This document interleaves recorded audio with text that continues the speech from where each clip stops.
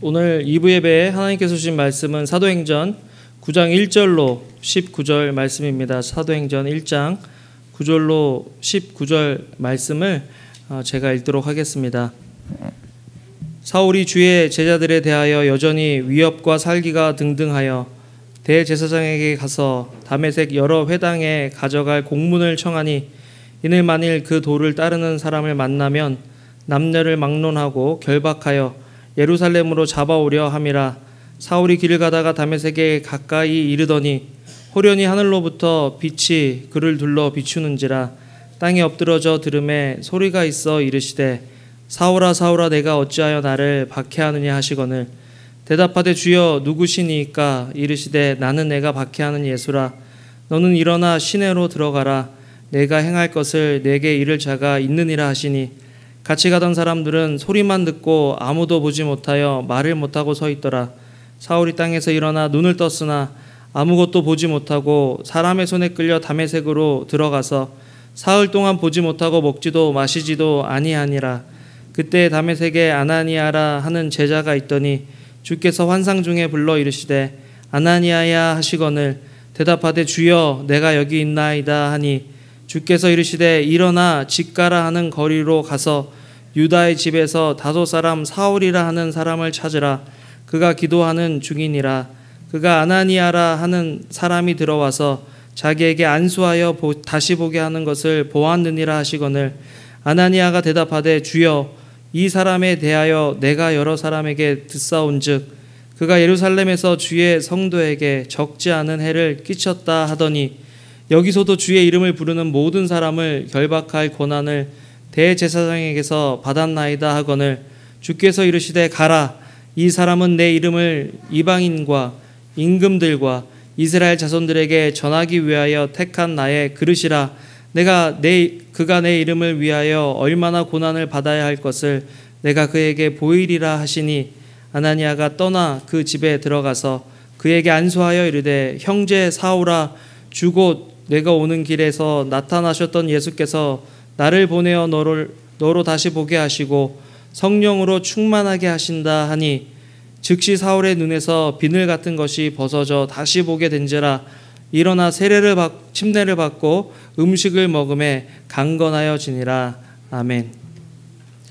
이 시간에 다메섹 체험이라는 말씀으로 정 목사님 계속해서 말씀해 주시는데요. 피곤하시고 또 하시겠지만 저희에게 또 귀한 말씀 전해주시는 목사님 나오실 때 우리 박수로 목사님 맞이하겠습니다.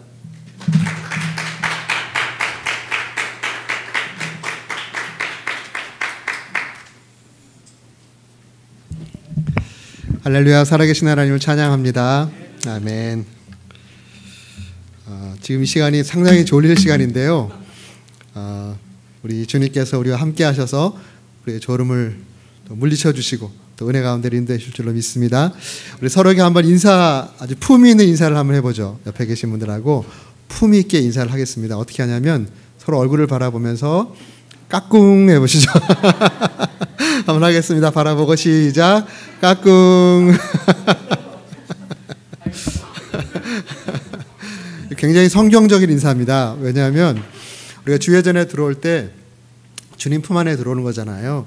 우리가 주님 품 안에 들어오면 우리는 다 하나님의 자녀, 하나님의 어린 백성들입니다. 그래서 교회에 들어올 때 우리 나이에 소수점을 하나 앞으로 이렇게 한다 그러잖아요. 그래서 제가 56세인데 교회에 딱 들어오는 순간 5살 6개월이 되는 겁니다. 그래서 어린아 같은 마음으로 우리 하나님께 예배드리고 또 서로 그런 마음으로 서로 만나서 하나님께 나아갈 때 우리 하나님께서 크신 은혜를 또 허락해 주시는 줄로 믿습니다. 잠깐 한번 기도하겠습니다. 존귀하신 아버지 하나님, 이 시간도 우리 예배를 받으시는 줄로 믿습니다. 하나님 아버지, 다시 한번 성령으로 우리 가운데 임재하여 주시고 하늘의 문을 열어주시고 우리가 자녀들을 또 어떻게 주님의 은혜 가운데 잘 양육할 수 있을까 주님 은혜를 베풀어 주시옵소서. 깨닫는 은혜 또 결단하는 은혜를 허락해 주옵소서. 주님 사랑합니다. 영원히 주님만을 사랑합니다. 예수님의 존귀하신 이름으로 기도했습니다. 아멘. 아멘. 예수님 다음으로 인류 역사에 가장 큰 영향력을 끼쳤던 분이 계시다면 아마 사도 바울일 것입니다. 사도 바울에 대해서 여러분 너무나도 잘 아실 텐데요.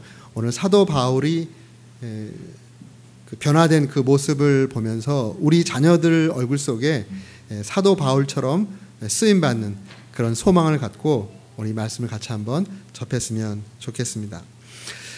사울이라고 하는 이 아이죠. 이 아이는 굉장히 좋은 혈통을 갖고 태어났습니다. 히브리인 중에 히브리인으로 태어나고 히브리인 중에서도 베냐민 지파 또 8일 만에 할례를 받은 그러한 혈통의 사람입니다.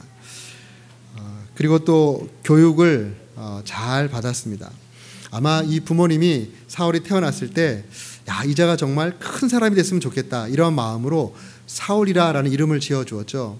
사울이란 그 뜻은 큰 자다 이런 뜻입니다.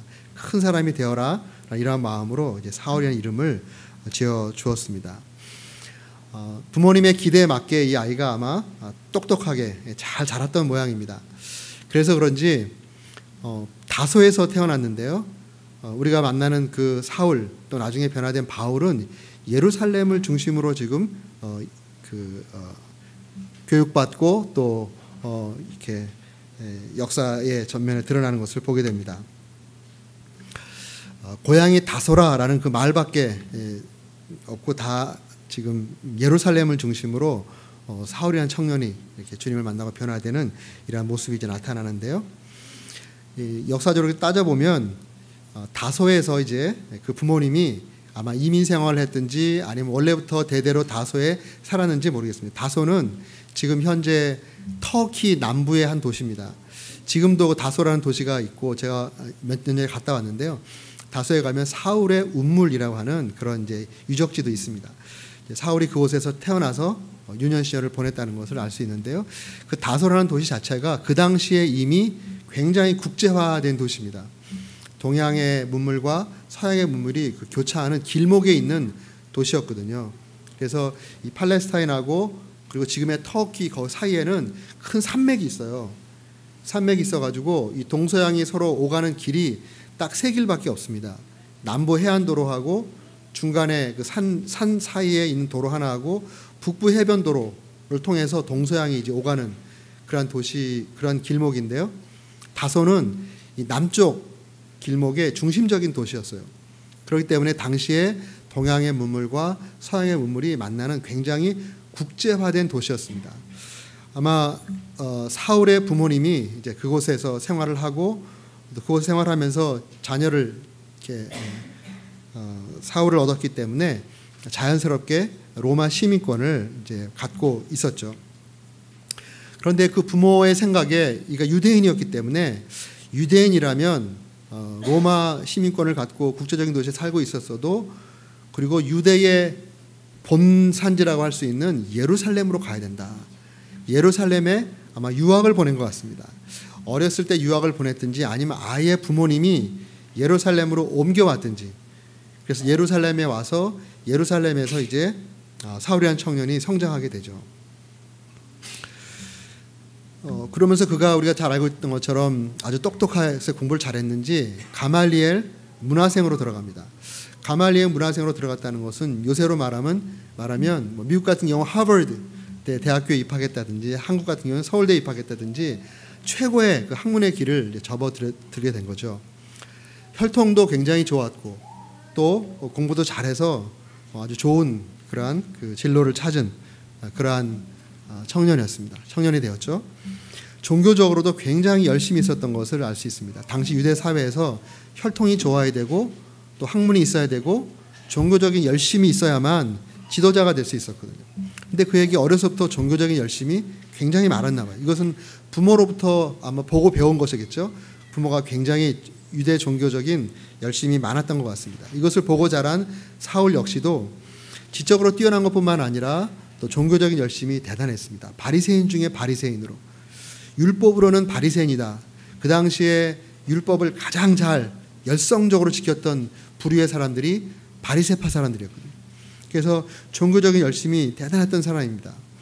혈통이 좋고 또 공부를 많이 했고 종교적인 열심이 뛰어난 사람이었기 때문에 유대 사회에서는 당연히 부모님이 기대했던 것처럼 큰 자가 될 만한 그러한 사람입니다. 그런데 오늘 본문에 등장하는 이 사울이라고 하는 유대 사회의 전도 유망한 한 청년의 모습은 이런 모습입니다. 1절에 보면 여전히 위협과 살기가 등등하여, 그 사회 가운데서 정말 전도 유망한 한 청년인데 그 청년의 눈에 살기가 있다는 거예요. 살기. 여러분, 살기가 뭔지 알죠? 사람을 죽이는 그런 기운입니다. 사람을 죽이는 기운이 그 눈에서 뿜어져 나오거든요. 얼마나 무서운 그러한 모습인지 모르겠습니다. 살기가 등등한 그러한 모습에 한 청년이 등장하는데 이제 사울입니다.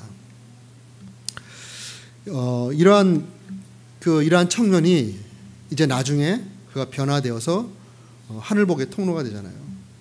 그가 가는 곳곳마다 복음이 들어가게 되고 복음과 함께 문명이 열리고 문명의 열림과 함께 하나님의 놀라운 축복이 임하는 축복의 통로된 사람으로 바뀌게 됩니다.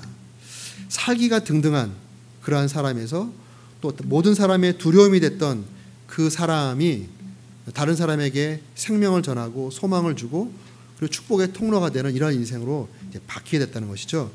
그 바뀌게 된 그 결정적인 장면이 오늘 함께 읽으신 사도행전 9장의 다메섹 도상의 체험입니다. 이 다메섹 도상의 체험을 통해서 사울이라고 하는 이 청년이 이제 바울로 바뀌게 되는, 바울로 바뀐 다음에 정말 놀라운 하나님의 축복의 통로가 되는 이러한 삶으로 변화되게 되었는데요. 오늘 이제 말씀을 나누면서 우리가 우리 자녀를 양육하고 있고 또 우리 스스로가 이 땅 가운데 주님께서 보내신 사명을 감당하고 축복의 통로가 되는 그런 삶을 살기를 원하고 또 우리에게 맡겨진 자녀들이 그런 삶을 살기를 원하는데 우리 각자 개인에게 그리고 또 우리 자녀들에게 사울이 겪고 바울로 변화되었던 이 다메섹 체험이 있으면 좋겠다. 그 생각을 이제 하게 되었습니다. 어떠한 체험이 있었기에, 다메섹 도상에서 어떤 체험이 있었기에 살기 등등한 이 청년이 정말 사랑의 사도로 바뀌게 되었는지, 생명의 사도로 바뀌게 되었는지, 하늘복 통로가 되었는지 같이 한번 생각해 보겠습니다. 여러분, 이야기 뭐 잘 아시는 이야기죠. 이제 살기가 등등해서 그리스도인들을 잡아 죽이기 위해서 이제 다메섹에 크리스찬들이 있다고 하니까 다메섹으로 가는 길이었어요. 그 도상에 그 가는 길에 갑자기 환한 빛이, 강력한 빛이 다윗 일행에 임하게 됩니다. 다른 사람들은 잘 몰랐지만 그 사울은 그 강력한 빛을 보게 되고 넘어지게 된 것이죠. 만약 그 마차를 타고 갔다면 마차에서 아마 떨어진 것 같아요. 땅에 엎드렸다는 걸 보면 말을 타고 갔다면 말에 떨어진 것 같아요. 너무 강력한 그 빛을 받으면서 땅에 이제 엎드러지게 됩니다. 그럴 때 이제 그 소리가 있죠. 소리가 있어 가로되 사울아 사울아 내가 어찌하여 나를 박해하느냐 핍박하느냐, 이 소리를 듣습니다. 그는 아마 땅에 떨어지는 순간, 바울은 구약의 대학자잖아요. 구약의 대학자이기 때문에 구약에서 선지자들이 하나님을 어떻게 만나든지 어떻게 만났는지 이런 거에 대해서 아주 해박한 구약 대학자입니다. 지금 이 상황으로 봤을 때 자기가 다메섹 도상으로 가는 중에 강력하게 임한 이 빛은, 또 자기가 봐서 정말 땅에 엎드릴 정도의 이 강력한 빛은 하나님이 나타나실 때 나타났던 빛이다. 영적인 빛인 것을 그는 실감을 한 거죠. 그래서 그 빛 가운데 그 소리가 나는 걸 들을 때 이것은 분명 하나님 영적인 소리다라는 것을 그가 깨달았을 것입니다. 사울아 사울아 내가 어찌하여 나를 박해하느냐. 그러니까 그가 대답하죠. 주여 누구시니까. 여기 주란 말은 사실 하나님에게 쓰는 용어거든요. 주여. 구약으로 하면 아도나이입니다. 아도나이. 하나님. 그가 이 강력한 빛을 쐬이면서 하나님이 임하셨다라는 것을 그는 알았던 겁니다. 그래서 주여 누구십니까? 하면서 한번 확인해 묻는 거죠. 그때 부활하신 주님께서 말씀하십니다. 나는 내가 박해하는 예수라. 이제 본문을 통해서 부활하신 주님이 밝은 빛 가운데 이제 사울에게 임했구나라는 것을 알 수 있습니다. 다메섹 체험의 첫 번째 체험은 부활하신 주님을 만나는 체험입니다. 부활하신 주님을 만나는 체험. 사실 이 사울이라고 하는 청년은 말씀드렸던 것처럼 구약에 대해 학자입니다. 그래서 구약에 대해서 너무너무 잘 알고 있죠. 그 당시 랍비들의 구약 해석 전통에 따라서 구약을 정말 잘 해석하고 있던 구약에 대해 학자인데, 사실 구약은 오실 예수 메시아에 대한 예언의 말씀인데 학문적으로는 잘 알았지만 예수님을 구약에서 만나지 못했어요. 그러니까 성경 지식은 많이 있었지만 부활하신 예수 그리스도를 인격적으로 만나기 전까지는 그 구약을 잘 해석하지 못하고 있었습니다. 잘못된 해석을 배우고 그것이 진리인 것으로 착각하고 있었던 것이죠. 그런데 그가 부활하신 예수 그리스도를 이제 만나게 되고, 나중에 보면 그 부활하신 예수 그리스도를 만난 것이 계기가 되어서 그가 그리스도의 제자가 되고, 나중에 구약을 재해석해서 신약을 쓰는 그러한 대신약의 저자가 되었습니다. 우리의 삶 가운데 정말 근본적인 변화, 우리의 자녀들의 삶 가운데 근본적인 변화가 있기 위해서는 부활하신 예수 그리스도를 인격적으로 만나야 됩니다. 우리가 예수님에 대해서 얼마나 많이 배우고 듣습니까? 교회 가운데서. 저도 교회 처음에 다니면서 4년 동안 교회 열심히 다녔어요. 성경 공부도 많이 했어요. 성경 퀴즈도 하면 손 들고 항상 1등 했어요. 그러니까 노트 받고 연필 받고 하잖아요. 그러니까 제가 믿음이 좋았다고 착각했거든요. 성경에 대해서 아는 거, 예수님에 대해서 아는 거하고 예수님을 아는 거하고는 다른 겁니다. 우리가 기도에 대해서 아는 거하고 기도를 아는 거하고는 다른 것처럼요, 하나님에 대해서 아는 것과 하나님을 아는 것은 다른 거예요. 대해서 아는 것은 지식적인 알입니다. 그렇지만 하나님을 아는 것은 체험적으로 아는 거예요. 진정으로 변화받았던 사람들, 예수 안에서 진정으로 변화받았던 사람들은 예수님에 대해서 아는 사람이 아니라 예수님을 아는 사람들이에요. 예수님을 인격적으로 만난 사람들입니다. 바울이 바로 그런 사람이었죠. 그래서 예수님을 인격적으로 만나는 그런 우리가 되어야 되고, 우리 자녀들을 위해서 기도할 때 우리 자녀들이 예수님을 인격적으로 만날 수 있도록 하나님 역사해 주십시오라고 계속적으로 기도하고, 자녀들에게 처음에는 어쩔 수 없이 지식적으로 이야기를 하죠. 예수님에 대해서 얘기를 하는데 계속적으로 그 예수님을 네가 만나야 된다. 그 예수님을 인격적으로 만나야 된다. 인격적으로 만나고 그 예수님을 내 구세주와 주님으로 영접하고 내가 죽고 예수로 사는 그러한 삶이 되어야 한다라고 끊임없이 복음을 자녀들에게 얘기하고, 교회도 끊임없이 그 복음을 이야기하는 것입니다. 우리 일부에서도 그 복음에 대한 이야기를 말씀 나눴잖아요. 모든 신앙생활의 시작은 결국 예수와 복음입니다. 바울이 로마 교회를 가고 싶어 했잖아요. 로마 교회는 바울이 가기 전에 이미 공동체가 형성된 교회입니다. 근데 로마 교회를 가고 싶어서 로마서를 썼는데, 거기에 1장에 보면 내가 로마에 가면 하고 싶은 일이 있다고요. 그게 뭐냐면 너희들에게 복음 전하기를 원하노라. 복음 전하기를 원한다. 아니, 로마 교회면 더군다나 초대교회, 크리스찬이 없었던 초대교회에 예수가 주시다라는 이 믿음을 고백하고 공동체에 들어온 사람이라면 정말 다 믿음의 사람이죠. 거기서는 믿음이 없이는 그 공동체에 있을 수가 없어요. 다 생명 걸고 신앙생활을 하니까. 그런데 그러한 사람들에게 복음 전하기를 원한다. 이 말씀이 굉장히 중요한 의미가 있습니다. 우리 그리스도인들은 끊임없이 복음을 들어야 돼요. 끊임없이 복음을 들고 이 복음을 들어야 되고, 이 복음은 예수 그리스도를 듣고 구세주를 영접했습니다로 끝나는 것이 아닙니다. 이것은 복음의 구원의 시작이에요. 구원받은 것의 시작이고, 하나님 나라의 복음은 예수가 주시다라는 거잖아요. 내가 죽고 예수가 내 생애 전체를 통치하시면서 나를 인도해가는 것이 온전히 구원받은 그리스도인의 삶인데, 예수님 믿고 예수님에 대해서 듣고 영접했다고 우리의 삶 전체가 다 예수님의 축복의 통치가 있는 복음의 완성을 이룬 삶이 아니거든요. 구원받은 복음의 삶을 이제 시작했지만 끊임없이 그 복음을 들으면서 구원의 완성을 해가는 삶이 우리 그리스도인의 삶입니다. 그래서 끊임없이 우리 복음을 들어야 되는 거죠. 내가 죽고 예수로 산다. 사도 바울도 내가 그리스도와 함께 십자가에 못 박혔다. 이제 내가 사는 것이 아니고 내 안에 그리스도께서 사시는 것이다. 이러한 고백을 했지만 나중에 나는 날마다 죽노라 이 고백을 또 하거든요. 이것은 복음 안에서 내가 끊임없이 날마다 죽고 예수로 산다. 내가 죽고 예수로 산다. 이것을 끊임없이 고백하는 거예요. 그러면서 부활하신 예수 그리스도를 인격적으로 만나게 되고 그 주님과 더불어 살아가는 복음의 삶을 살게 되는 것입니다. 우리가 자녀들에게 예수 그리스도의 복음을 전해야 됩니다. 우리 주일학교에서도 그냥 주일학교 설교의 가장 큰 문제가 뭐냐면 도덕적인 설교를 하는 거예요. 착하게 살아라, 부모님 말씀 잘 들어라, 열심히 공부해라. 이거 다 좋은 이야기입니다. 그런데 정말 아이들이 들어야 할 설교는 예수님이 너의 죄를 위해서 죽으셨다. 그 예수님을 믿어야지 죄 용서함을 받고 또 예수 안에서 새 생명을 살 수 있다. 이거를 끊임없이 아이들의 수준에 맞게끔 끊임없이 이야기하는 것입니다. 그러다 보면 어느 순간 정말 예수님을 인격적으로 만나게 되고 그리고 그 예수님과 더불어 살아가는 그러한 삶이 펼쳐지는 거예요. 그거야말로 우리 자녀들을 삶을 바울처럼 변화시키는 그러한 삶입니다.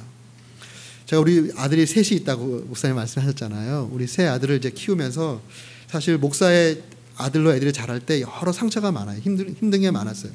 미국에서 태어나서 초등학교 때 한국 들어가서 한국에 가서 공부를 이렇게 하는데 뭐 새로운 데 적응도 해야 되지만 또 학교를 가잖아요. 근데 미국에서 공부하다가 갔는데 한국말도 잘 안 되는데 어렵잖아요. 당연히 가자마자 꼴등이죠. 근데 한국은 미리 제가 있었던 대덕 연구단지는 초등학교 6학년 애가 고3 단어를 외우는 곳입니다. 선행학습을 그렇게 막 시켜놓는 것이에요. 그러니까 가서 아무리 열심히 노력을 해도 이미 미리 공부한 애들이 더 열심히 잘하고 있는 거예요.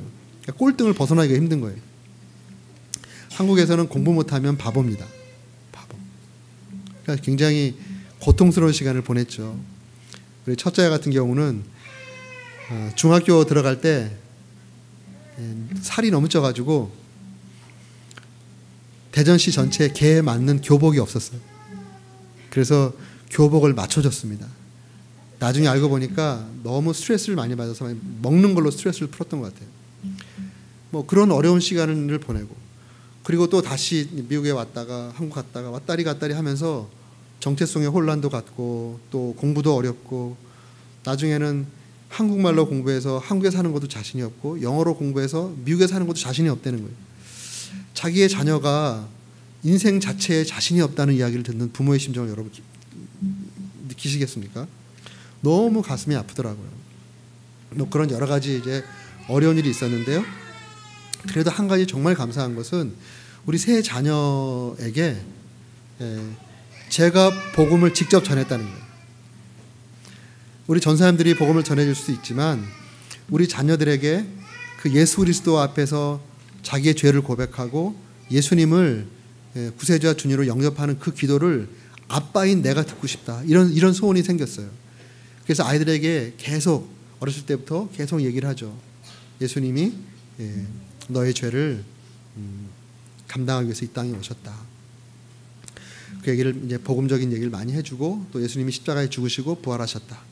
그리고 너의 주인이시다. 이러한 이야기를 기회가 될 때마다 이렇게 얘기를 했었습니다. 우리 첫째 아이가 9살 되던 해에 제가 놀만 오클라호마에 있었는데 9살 되던 해에 눈이 이렇게 쭉 왔었어요. 오클라호마는 눈이 잘 안 옵니다. 더운 지역이라서 눈이 왔을 때 그때 우리 첫째 아이를 데리고 눈 위를 걸으면서 또 복음을 전했어요. 모든 사람은 다 죄인이다. 너도 죄인이야. 그리고 근데 그 죄를 그 죄는 하나님과 우리를 영원히 분리시키는 그러한 사망으로 우리를 인도하는데 그것을 없애기 위해서 주님께서 이 땅에 오셨어. 그리고 너의 죄를 다 담당하셨어. 십자가에 죽으시고 부활하셨어. 예수님이 너 인생의 주인이야. 그 예수님을 너의 주인으로 또 구세주와 주님으로 너의 죄를 용서하시는 분으로 너 인생의 주인으로 영접하겠니? 이렇게 물어보니까 답을 안 하더라고요. 했으면 좋겠는데 답을 안 해요.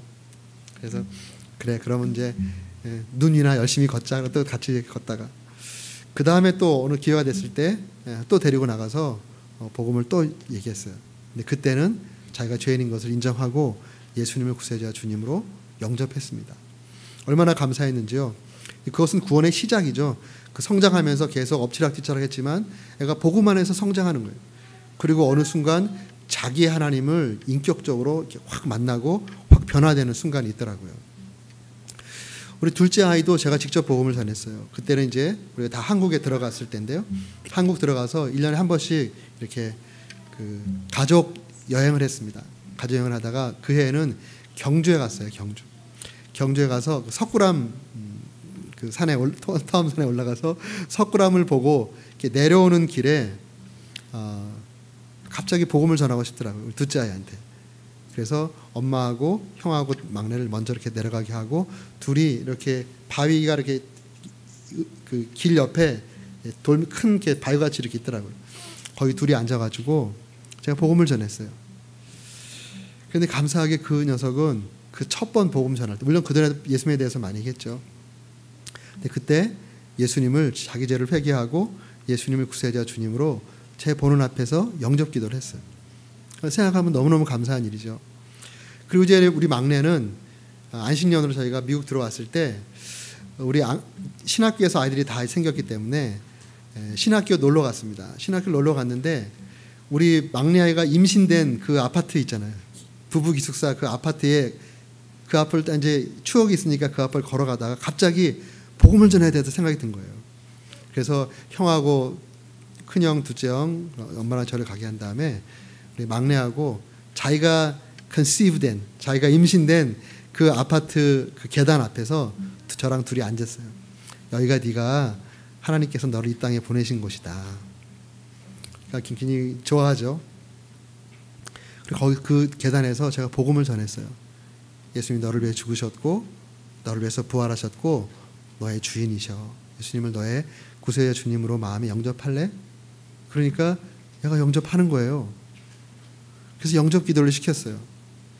제가 여러 가지 우리 자녀들에게 미안한 게 사실 많아요. 목사는 사실 우리 자녀들에게 미안한 게 많습니다. 여러모로. 근데 한 가지 잘한 게 있다. 이거는 제가 복음을 전한 거예요. 복음을 전해서 예수님의 자녀가 되게 하고 예수님이 우리 자녀들의 인생의 주인이 되셔서 이 자녀들을 인도해 갈 수 있게끔 길을 열어준 거. 이게 부모로서 가장 감사하고 또 그런 기회를 주신 하나님께 너무너무 감사한 거예요. 사실은 부모가 좋은 교육을 시키는 것이 중요하지만 부모가 없는 사람 가운데서도 예수 잘 믿은 사람들 훌륭한 사람 많이 됐어요. 아무리 좋은 부모가 있어도 예수 제대로 못 믿으면 그 인생이 아무것도 아닙니다. 우리 부모가 좋은 역할을 해주지만 더 중요한 거는 우리 아이들이 예수님을 주인 삼고 예수님과 더불어 살아갈 수 있도록 그 길만 잘 열어준다면 우리 걱정하지 않아도 돼요.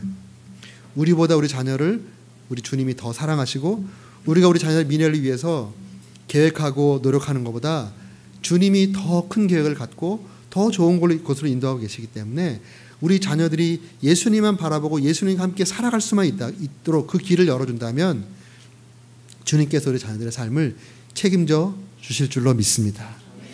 이 사울이 예수님을 만나고 바울로 변화된 것처럼 우리가 예수님 만나고 우리의 인생이 바뀌었던 것처럼 지금 자라나고 있는 자녀들이 예수님 만나서 예수님이 인도해가는 그런 인생 살 수 있도록 기도해 주시고 복음을 전하는 우리 부모님들 되시기를 주의 이름으로 축복합니다. 아멘. 그 다음에 이제 6절에 보면 이렇게 말합니다. 너는 일어나, 예수님께서 이제 그 사울에게 하는 이야기죠. 너는 일어나 시내로 들어가라. 내가 행할 것을 내게 이를 자가 있느니라. 이제 눈이 강력한 빛 때문에 눈이 어두워져 버렸습니다. 주님께서 이제 일어나서 일어나서 이제 시내로 들어가라고, 직가라고 하는 그곳에 이제 들어가라고 가라고 합니다. 그러면 내가 행할 일을 알려줄 사람이 너에게 갈 것이다. 이렇게 말씀을 합니다. 바울이 자기의 다메섹 도상에서 주님을 만났던 그 이야기를 여기 말고 두 번 복음을 전하면서 두 번 더 얘기합니다. 사도행전 22장에 보면 천부장 앞에서 한번 자기의 다메섹 도상의 체험을 이야기하면서 복음을 전하는 그 일이 있거든요. 그때 보면 그 사건, 바울이 직접 이 사건을 기록한 그 내용에, 자기가 고백한 것 내용에 보면 뭐라고 하냐면요. 10절에 보면 그 9절까지 주님 누구십니까? 내가 핍박하는 예수다 이런 얘기 쭉 이제 나오다가 그 다음에 10절에 보면 내가 이르되 바울이 예수님께 내가 예수다라고 얘기했을 때 바울이 주님께 묻습니다. 주님 무엇을 하리이까? 주께서 이르시되 일어나 다메섹으로 들어가라. 내가 해야 할 것을 거기서 누가 이르리라. 이 말씀으로 본다 그러면 지금 9장의 말씀은 바울이 먼저 물어본 거예요. 주님을 만난 다음에 바울의 그 생각 속에 내가 무엇을 해야 할까요? 이런 궁금증이 생긴 거예요. 그래서 물어본 겁니다. 그러니까 주님께서 내가 행할 것을 내게 이를 자가 있으리라. 시내에 들어가라. 이를 자가 있으리라. 이렇게 말씀해 주시죠. 이야기 여러분 잘 아는 것처럼 이제 시내에 들어가서 막 그거 3일 동안 먹지도 못하고 그리고 그 3일의 어두운 시간 가운데 그나마 철저히 회개하고 또 회개한 가운데 주님을 이제 인격적으로 이제 만났으니까 그 주님께서 나를 만나 주시고 그리고 내가 그 주님을 위해서 무엇을 해야 할 것인가, 내 인생의 목적이 무엇인가, 내 인생의 의미가 무엇인가에 대해서 아마 굉장히 고민하면서 있었던 것 같습니다. 그때 이제 주님께서 기도하고 있는 아나니아에게 나타나죠. 아나니아에게 그 다메섹에 이제 아나니아라고 하는 크리스천이 있었는데 기도하는 아나니아에게 나타나서 저 직가라는 그 길에 가면 거기에 기도하고 있는 사람이 있을 것이다. 그 사람을 찾아가라 이렇게 얘기하죠. 그리고 사울이 그렇게 하고 있어 말하니까 아나니아가 싫다 그럽니다. 왜냐하면 사울이 너무 악명롭게 크리스천들을 잡아 죽이는 이러한 일을 했기 때문에 더군다나 자기가 있는 다메섹에 크리스천들을 잡아 죽이려고 오고 있다는 사실을 이제 그랬기 때문에 싫다 그래요. 그럴 때 주님께서 아나니아에게 뭐라고 말하냐면요. 이렇게 말합니다. 9장 15절에 보면 주께서 이르시되 가라. 이 사람은 내 이름을 이방인과 임금들과 이스라엘 자손들에게 전하기 위하여 택한 나의 그릇이라. 이렇게 이제 말씀을 하십니다. 그러니까 이제 아나니아가 설득이 된 거죠. 아, 사울이 변화됐구나. 그리고 이 사울은 주님께서 특별히 임금들과 이방인들에게 복음을 전하기 위해서 주님께서 택하신 특별한 사람이구나라는 것을 이제 계시받고 가게 됩니다. 가서 이제 그 사실을 전해주죠. 아까 22장 사도행전 22장이나 26장에 보면 아나니아가 와서 그것을 본인에게 얘기해 주었다라고 하는 고백을 하게 됩니다. 그래서 사울은 이제 자기가 무슨 일을 해야 할지, 자기 인생의 목적과 의미가 무엇인지를 계시받게 된 거예요. 그리고 이제 그 계시에 따라 자기 영적인 운명이라고 말할 수 있죠. 자기가 이 땅에 존재하게 된 영적 운명에 따라 살게 됩니다. 그것을 그는 사명이라는 이제 표현을 써서 이제 고백을 했는데요. 그가 나중에 이런 고백을 하죠. 나의 달려갈 길과 주 예수께 받은 사명, 곧 은혜의 복음을 증거하는 일을 마치려 하면은 나의 생명도 조금 더 귀한 것을 여기지 않겠다. 자기 목숨 같은 사명을 받은 거예요. 사명을 깨달은 거예요. 그리고 그 사명대로 그의 생애를 이제 살아간 겁니다. 오늘 본문의 후반부에 보면 그가 나중에 이제 안수를 받고 눈에 비늘이 떨어지면서 눈이 열리고 그리고 힘을 차려서 이제 밥도 먹고 그 다음에 침례를 받잖아요. 침례를 받자마자 자기 사명대로 그 다메섹에 있는 유대인들에게 복음을 전합니다. 그때 막 난리가 났잖아요. 그리고 이제 도망가게 되는, 갈 수밖에 없는 상황이 펼쳐지게 되는데요. 그는 자기 인생의 목적과 사명을 깨닫고 그 목적과 사명대로 이제 살기를 이제 시작한 거죠. 다메섹 체험의 두 번째가 바로 그겁니다. 우리 인생의 목적과 의미가 무엇인지를 분명히 계시받는 거예요. 이거를 깨닫는 것입니다. 우리 이 땅에 존재하기는 우리 지금 이미 엄마 아빠들의 삶도 내가 이 땅에 왜 존재하는지, 우리는 우연히 이렇게 던져진 존재들이 아니잖아요. 하나님의 특별한 섭리와 뜻 계획 가운데 우리 이 땅에 보내주신 거예요. 그래서 우리가 이 땅에 살아가면서 가장 구원받은 하나님의 사람이라면 가장 관심 가져야 할 것이 나를 이 땅에 보내신 하나님의 목적과 뜻이 무엇인가를 묻고 깨닫는 것입니다. 그것이 우리에게는 사명이죠. 그 사명을 깨닫는 바로 그 순간이 우리의 삶이 한 단계 도약하는 위대한 삶으로 나가는 길입니다.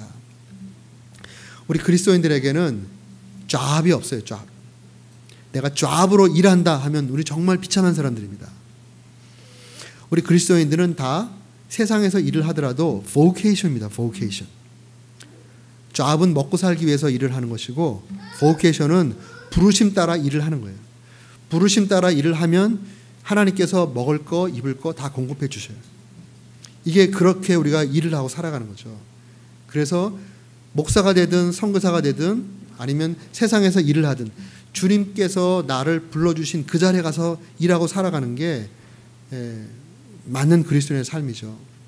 그래서 어떤 의미에서 성속의 구별이 없습니다.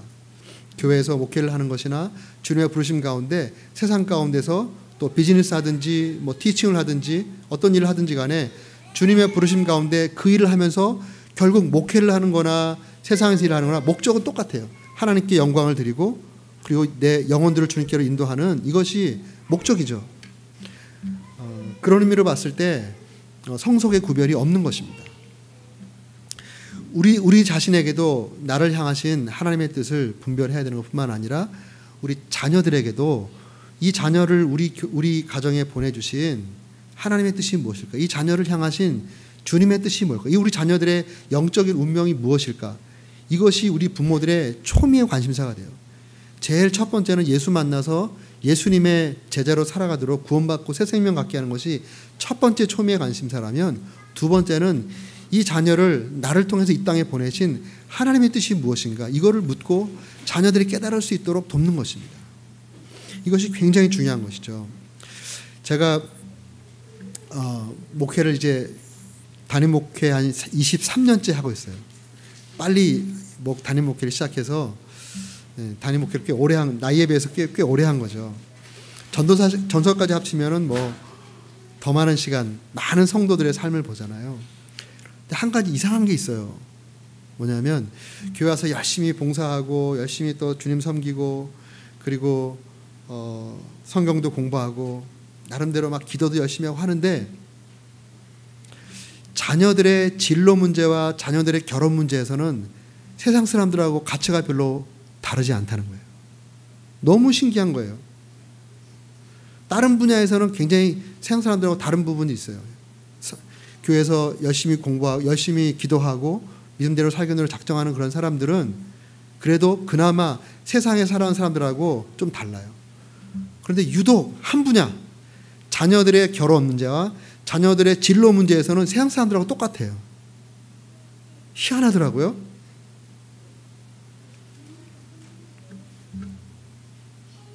어떻게 보면 우리 부모들이 이 부분에서 정말 하나님께 기도해야 됩니다. 기도하고 그것을 극복해야 돼요. 자녀들을 주님께서 원하시는 대로 자녀들을 주님이 원하시는 방향으로 키우고 또 주님께서 허락해 주는 배우자하고 결혼하도록끔 우리가 잘 인도하기 위해서는 우리들의 생각과 우리들의 욕심을 내려놔야 됩니다. 자녀들 향해서 다른 거는 다 포기를 못하는데 자녀들의 그것은 잘 포기를 못해요. 희한하게도. 그래서 우리 젊은 부부들 많이 계시는데요. 어려서부터 아이들이 어렸을 때부터 주님 앞에 결단하시기 바랍니다. 자녀들에게 내가 이루지 못한 꿈, 내가 이루지 못한 한을 자녀를 통해서 풀겠다라는 이러한 마음을 접겠습니다. 접고 정말 우리 자녀를 이 땅에 보내신 하나님의 뜻이 무엇인가를 정말로 묻고 우리 자녀들이 그것을 찾고 나갈 수 있도록 해 주어야 되겠다라고 결단하고 또 그렇게 인도하는 여러분 되시기를 간절히 바랍니다. 아멘.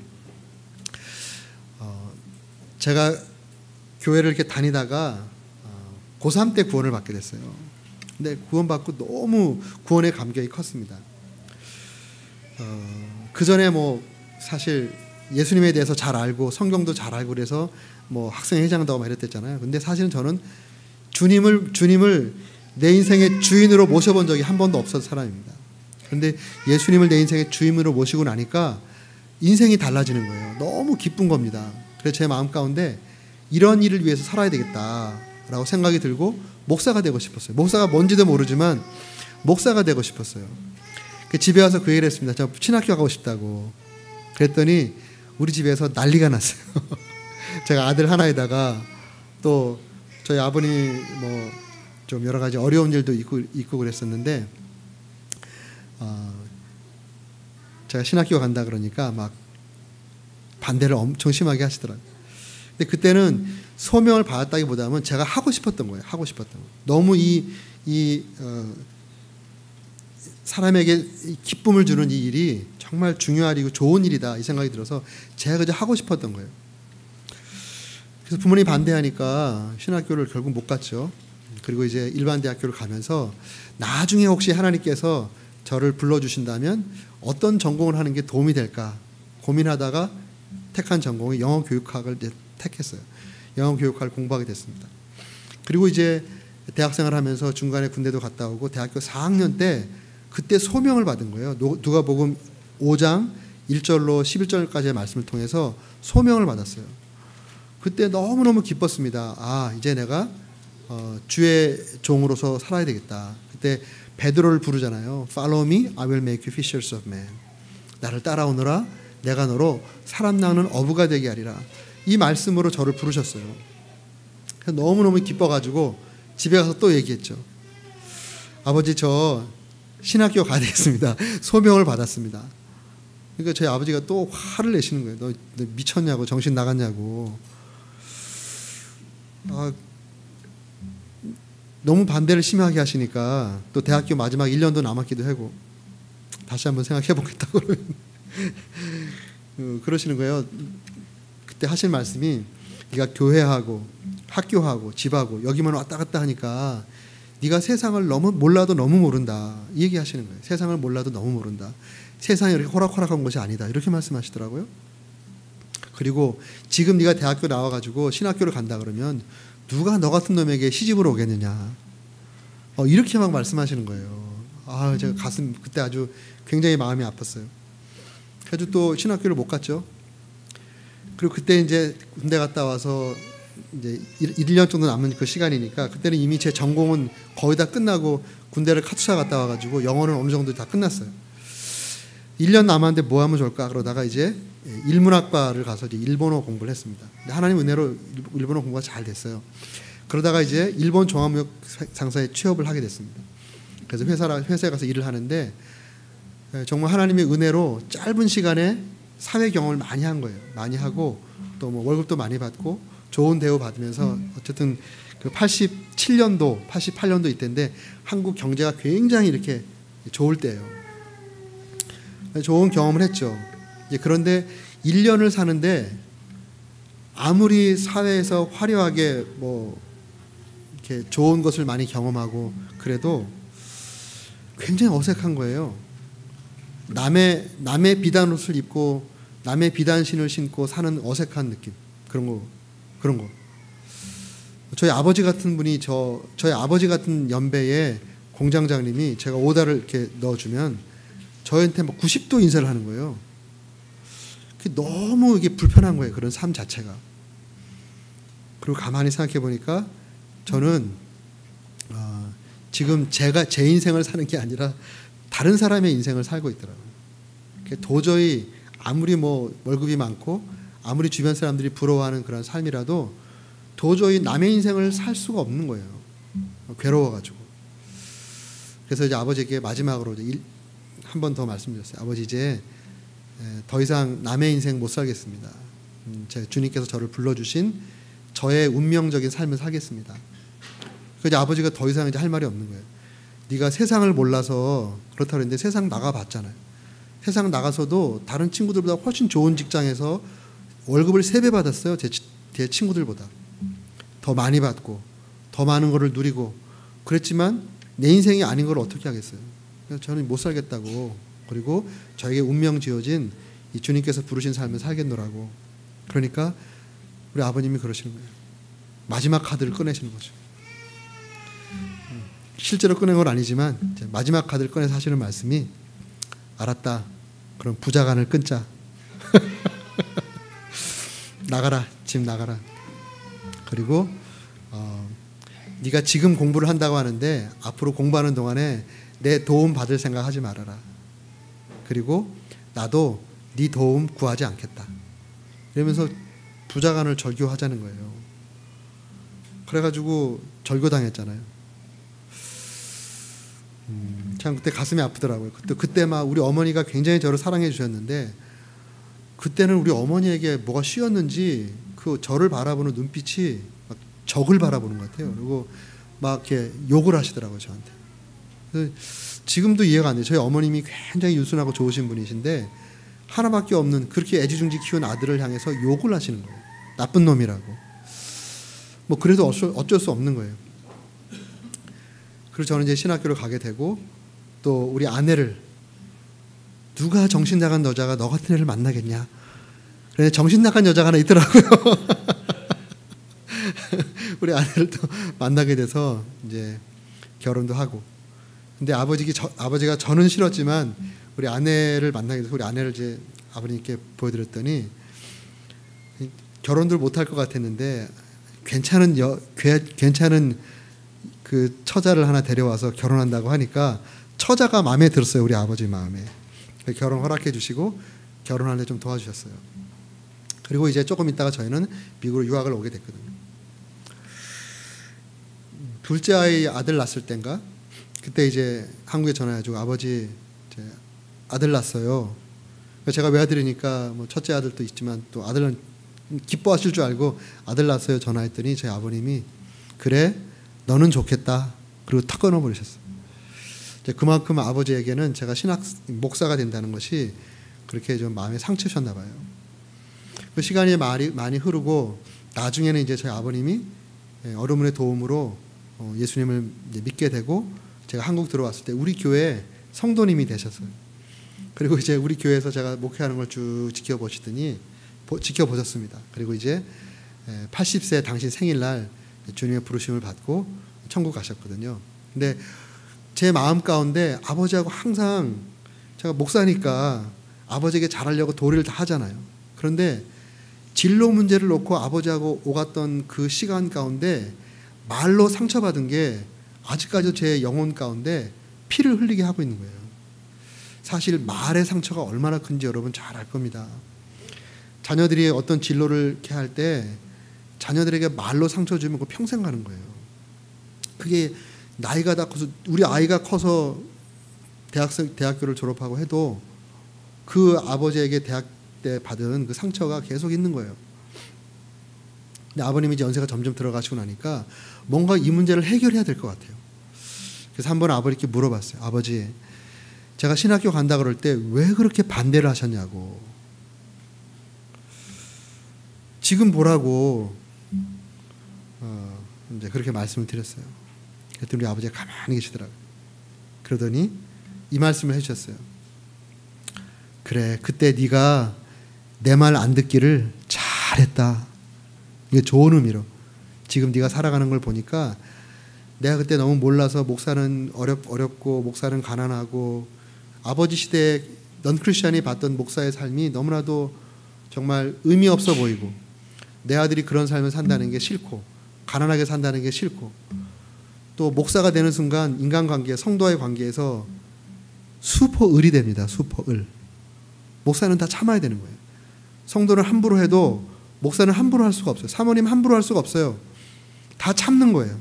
왜냐하면 하나님이 참고 내가 너를 사랑한 것처럼 사랑하고 끝까지 품어주라고 우리를 불러줬기 때문에 주님께서 우리를 불러주신 그 생각 때문에 성도들이 아무리 예의 없이 해도 똑같이 싸울 수 없는 거예요. 슈퍼을이 되는 겁니다. 그러한 삶을 사는 게 부모로서는 싫었던 거죠. 그래서 이제 그랬었는데 지금 너의 삶을 보고 네가 너의 삶을 통해서 끼쳐지는 영향을 보니까 그때 네가 내 말 안 듣기를 정말 잘했다. 이 말씀 해주셨어요. 그리고 얼마 안 있다가 돌아가셨어요. 그 말씀이 제 영혼에 박혀 있었던 그 아버지의 말의 화살의 그 모든 상처가 다 치유되게 해주셨어요. 너무 감사합니다. 자, 이 말씀을 드리는 거는 우리 자녀들이 앞으로 성장해 나갈 때 우리 자녀들을 이 땅에 보내신 하나님의 뜻이 무엇인지, 이 자녀들이 어떠한 삶을 살기를 원하시는지 부모가 정말 위해서 기도하고 그 삶으로 나갈 때 적극적으로 기도하고 후원해주는 그런 부모님이 될 수 있기를 주의 이름으로 축원합니다. 아멘. 우리 박수웅 장로님 여러분 잘 아시잖아요. 박수웅 장로님이 그 자녀가 셋인데 아이들마다 너무나 다르는 거예요. 그분 당신은 의사고 여기 성공한 의사로서 뭐 부러울 것 없는 그런 부와 명예를 누리고 있었는데, 그분도 결국은 60세 됐을 때 그거 다 정리하고 조그만 집으로 이사하고 그 돈 가지고 지금 전 세계 다니면서 젊은이들에게 그 말씀을 전하고 있거든요. 근데 그 자녀들을 키울 때 그 자녀들이 이 아이들을 보내신 하나님의 뜻이 무엇인지를 보면서 그 자녀들을 그 방향으로 다 이렇게 키우신 거예요.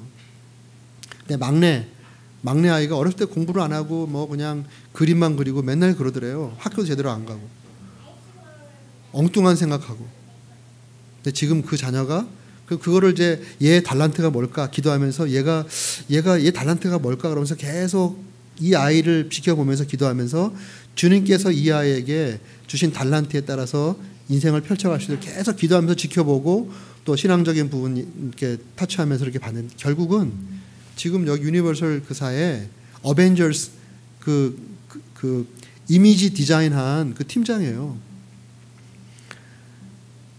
그 새 법대 나온 첫 번째 딸, 목사 된 둘째 아들, 그 장남, 막내 아들, 이 세 자녀 가운데 제일 돈 많이 벌고 제일 행복하게 산대요. 만약에 그 달란트가 의사 입장으로 봤을 때 그 그림 그리고 앉아 있는 게 너무 하찮아 보여가지고 계속 그거 싹둑싹둑 잘라버리고 못하게 그랬다면 아마 그 인생 파멸됐을 거예요. 그런데 하나님께서 저에게 주신 달란트가 뭔지를 보고 계속 지켜봐주고 기도하고 그러다 보니까 그런 그 일을 감당하는 사람이 되었노라고 간증하는 걸 제가 들었습니다. 어쨌든 우리가 자녀를 양육할 때 이 자녀들의 영적 운명이 무엇인지, 주님께서 어떠한 목적과 의미로 이 자녀를 보내셨는지 기도하고 그거에 맞게끔 자녀들을 양육하고 그 방향으로 이렇게 인도해 갈 수 있도록 도와주시는 우리 부모님 되시기를 주의 이름으로 축원합니다.